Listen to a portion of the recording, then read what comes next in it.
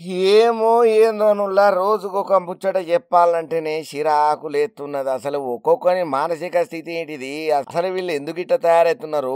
వీళ్ళు ఏం ఆలోచన చేస్తున్నారు? ఎందుకిట్ట ఉన్మాదులు లెక్క తయారవుతున్నారు? చేసుకున్న పిల్లని కూడా సావు కాడికి తోలుకపోతున్నారనే ముచ్చట ఎవరికి అర్థమైతలేదు. ఇప్పుడు ఈ ముచ్చట ఎందుకు చెప్తున్నానంటే ఒక బాధాకరమైనటువంటి సంఘటన చోటు చేసుకున్నది నిన్న రాఖీ పండగ సందర్భంగా.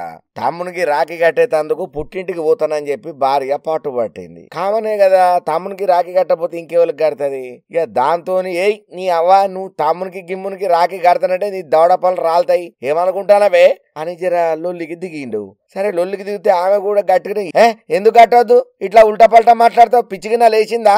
నేను మా అన్నకు తమ్మునికి రాఖీ కట్టకుంటా ఏం చేయాలి? గుడ్డుగురం పలదోమాలనా? నేను పోతున్నా, నేను వాళ్ళు నా కోసం ఎదురు చూస్తారు అని జరంతా రివర్స్ అయిందట. రివర్స్ అయితే నీ అవ్వ నువ్వు మొగుడని చూడకుండా నాకే ఎదురు చెప్తావా అని ముక్కు కోసి చేతిలో పెట్టిండు. ఇగో ఇది ఒక మొగుని నిర్వాకం. ఏమైతున్నది వీళ్ళకి? అసలు షిప్పులు ఏమైనా దొబ్బినాయా? మెంటల్ గా కండిషన్ బాలేదా?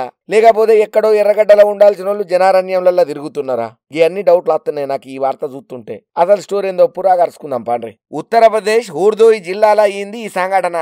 బన్యాని పూర్వాల ఉంటున్నారు రాహుల్, ఆయన భార్య అనిత. ఇక వీళ్ళిద్దరికి ఎప్పుడు లొల్లులు పంచాయతీలు జవడాలు అయితేనే ఉంటాయంట.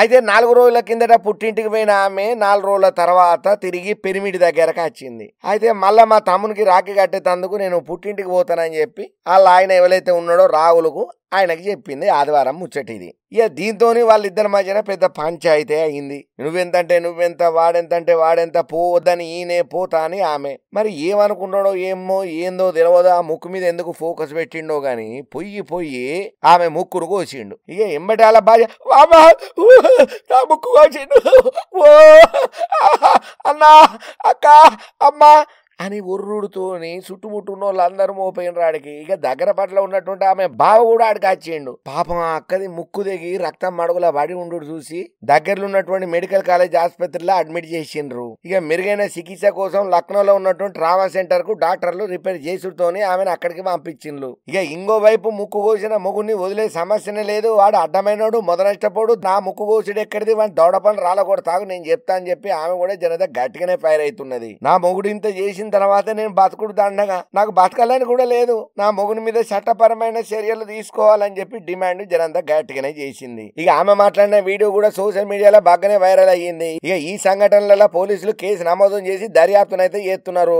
పాపం ముక్కుపోయి గాయాల పాలై దవాఖానలో చేరినటువంటి మహిళ వీడియో వైరల్ అవ్వడంతోని హోర్దోయ్ పోలీసులు దర్యాప్తు చేస్తున్నారు. ఇక చుట్టుపక్కల ఉన్నోళ్ళు ఇచ్చిన సమాచారం ప్రకారం భార్యాభర్తలకు ఎప్పుడు ఈ పీతి పంచాయతీ ఉంటూనే ఉంటదంట. ఎప్పుడు ఏదో ఒక జగడం పెట్టుకుంటూనే ఉంటారట. పొద్దుగాల మధ్యాహ్నం సాయంత్రం రాత్రి అనే తేడానే లేదట. ఎప్పుడు చూడు ఏదో ఒక జవడం ఉంటూనే ఉంటదట.